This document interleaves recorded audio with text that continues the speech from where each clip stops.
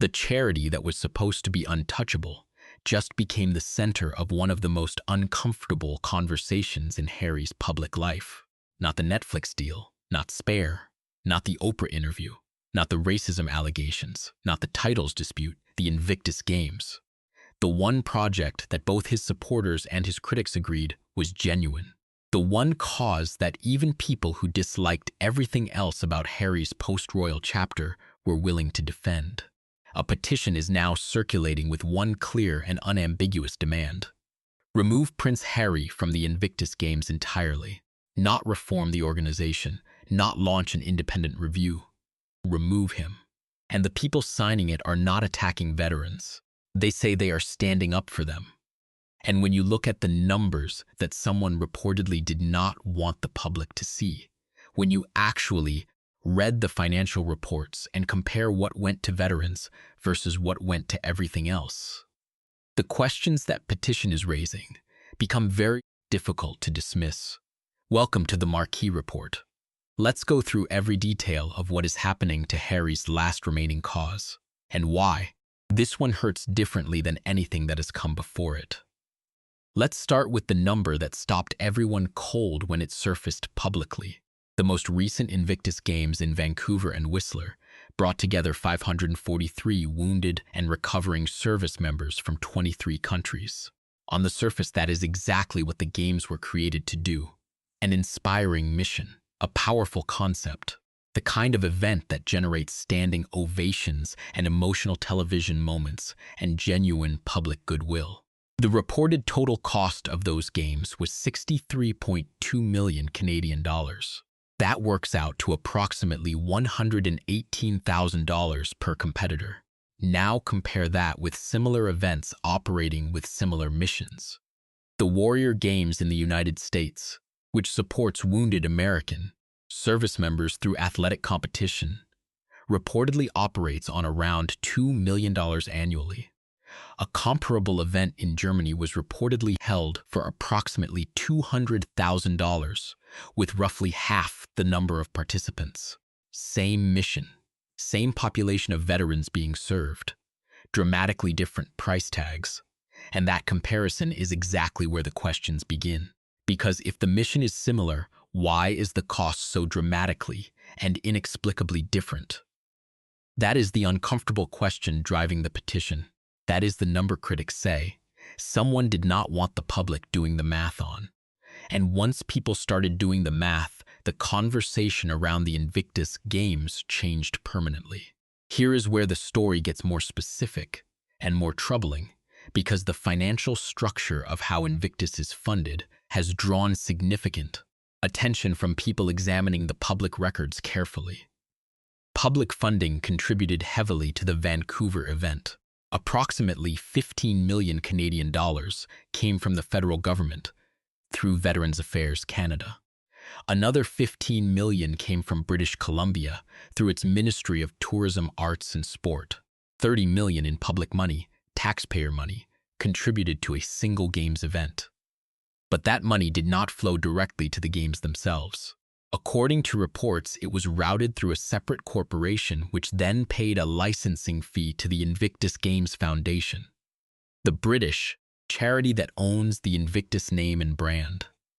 And the amount of that licensing fee was redacted from the public documents. Once observers noticed that missing figure, they started looking at everything else in the financial records more closely. And what they reportedly found when examining the Foundation's 2024 annual accounts filed with the UK Charity Commission raised more questions than answers. In 2024, the Foundation cut its direct grants to veteran organizations by 63%, from £534,000 to just £200,000 in a single year. Direct support to veterans, the people the organization exists to serve, cut by nearly 2/3. In the same year, Foundation income rose 41%. A new 6-figure executive role was added. Cash reserves grew to £2.3 million. Income up, executive positions added, reserves growing. Direct grants to veterans down by nearly 2/3. That is the contrast critics keep pointing to. and it is genuinely difficult to explain in a way that inspires confidence. And then there is the detail that has generated the most visceral public reaction, because it cuts right to the heart of what the Invictus Games is supposed to be about. Reports indicate that many of the 543 wounded and recovering veterans who competed in Vancouver covered their own travel costs, their own accommodation, and their own equipment through personal arrangements or support networks. The wounded veterans reportedly paid for their own flights, their own hotel stays, and even their own equipment, while the high-profile names on stage were surrounded by luxury private travel and five-star accommodations. Read that again. The veterans the Games were created to honor were paying their own way, while the operational infrastructure around the Games, the people running it, organizing it, appearing at it, was reportedly operating in a very different financial tier entirely. Tom Bauer, in his book Betrayal, alleged that Invictus funds were directed toward private jets, five-star hotels, and transportation for Harry and Meghan. Those allegations have not been proven in court, but they became part of the conversation around the Games precisely because the financial records being examined by critics appeared to support a similar picture. Money flowing away from direct veteran support and toward organizational, infrastructure, and operational expenses. One supporter of the petition summed up the frustration in a line that spread widely. People donate for the men and women who sacrifice for their country, not for someone's designer wardrobe and room service. Now let's talk about what is coming next, because the situation around the upcoming Birmingham Games in 2027 is where the story becomes genuinely alarming. The UK government has committed up to £26 million in public funding to the Birmingham Games. This is a city that effectively declared bankruptcy in 2023 and only exited that status in February of this year. A financially distressed city receiving £26 million in government commitment for an event whose financial management is already under significant public scrutiny. Vancouver had Boeing and Atco as co-presenting sponsors and more than 44 corporate partners. Birmingham currently has 11 sponsors contributing an estimated £4 million combined. Boeing, the aerospace giant with deep connections to military aviation and defense communities, ended its sponsorship agreement and chose not to renew. When a company is closely tied to military communities as Boeing decides not to continue its association with an event supposedly serving those same communities, that is not a minor footnote. That is a signal that the people paying attention inside corporate boardrooms are reading the same reports that critics are reading. And there is another detail that insiders are reportedly discussing. Qualified candidates have been declining job offers with the Birmingham organizing team after learning it was Invictus, citing the organization's reputation as the reason. You can manage funding shortfalls. You can work around sponsor gaps. But when experienced professionals with options are reportedly declining to attach their names to your organization, that is a reputational crisis of a different and more serious order. Here is the signal that speaks loudest of all, because it comes from the institution Harry left and the family he is trying to get back to. According to reports citing a source connected to Invictus, no senior royals are expected to attend the Birmingham launch. Not King Charles, not Prince William, not Princess Catherine. The charity project that was often described as Harry's biggest success, the one many people viewed as a genuine positive contribution to public life, is being kept at arm's length by the very family Harry wants to reconcile with. Whether that decision reflects concerns about the financial questions being raised, or simply the state of Harry's relationship with his family, or both simultaneously, the effect is the same. The institution is distancing itself. The corporate sponsors are pulling back. The qualified staff are reportedly declining to join. And the government money committed to Birmingham is coming from taxpayers in a city that could not balance its own budget. That is not a healthy organization heading into its next major event. Invictus is not the only charitable association drawing scrutiny.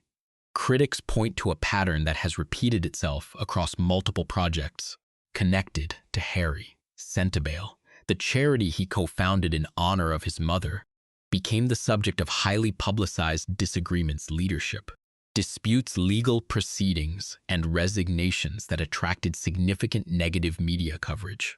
African Parks has faced controversy following allegations by Survival International that rangers working with the organization committed human rights abuses in the Republic of Congo. The indigenous rights charity called publicly for Harry to resign from the board. The accusations included serious violations, and Harry's public response and level of personal engagement with the allegations drew its own criticism. Critics argue they see a consistent pattern: projects that begin with strong public support and genuine goodwill, that eventually become overshadowed by disputes, leadership conflicts, resignations, or financial questions, that shift attention from the cause being served to the controversy surrounding the organization.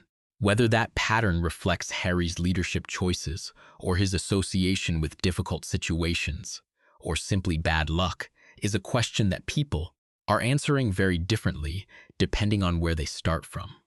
But the accumulation of those situations across multiple organizations is now impossible to ignore.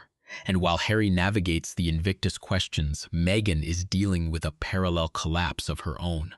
The As Ever lifestyle brand has not performed. Products described by critics as premium priced with quality that generated customer complaints on social media. Launch events that created initial buzz followed by silence. Candles, jams, matches. Items that sold out initial limited runs and then appeared to flatline when demand was tested at volume. One commentator put it plainly: popular people launch brands that fail all the time. The products are bad, and when the products are bad, you cannot move them. And the best you can do is ship a box of your products to one of your biggest fans who attacks the royals online and count that as a win. That gift basket, sent to a supporter who had been posting criticism of William and Catherine, became its own controversy. Rewarding someone who attacks members of the royal family with free products while simultaneously claiming to want reconciliation and peace. The optics were immediately and widely criticized. The Australia tour that was supposed to demonstrate their continued global star power drew sparse crowds. The opera house appearances with barriers and empty space behind them. Meghan in Switzerland giving speeches to passing strangers. Harry at polo events alone with only one friend present, and that friend was on a horse. $6 million per year to maintain the Montecito operation. The cash flow sources that once sustained it are gone one by one. Here is where everything stands right now. The petition demanding Harry's removal from Invictus is gaining signatures. Senior royals are reportedly keeping their distance from the Birmingham launch. Boeing has not renewed its sponsorship. Birmingham has 11 sponsors against Vancouver's 44. Direct grants to veterans fell 63% in a year, when foundation income rose 41%. Qualified staff are reportedly declining positions because of the organization's reputation. And the UK taxpayer is committed for £26 million to a city that recently declared bankruptcy. Harry is still expected to be front and center in Birmingham, because not showing up is not an option for him personally or organizationally. But the question that everyone connected to this situation is now asking is not whether Harry shows up to Birmingham. It is what kind of organization is waiting for him when he gets there. And whether the thing that was supposed to be his most untouchable legacy, the one project that survived every controversy, is going to survive this one. The petition says the answer should be that he leaves. The financial records are giving people reasons to ask why he should stay. This has been the Marquee Report. Subscribe and hit the bell so you never miss what comes next. See you on the next one.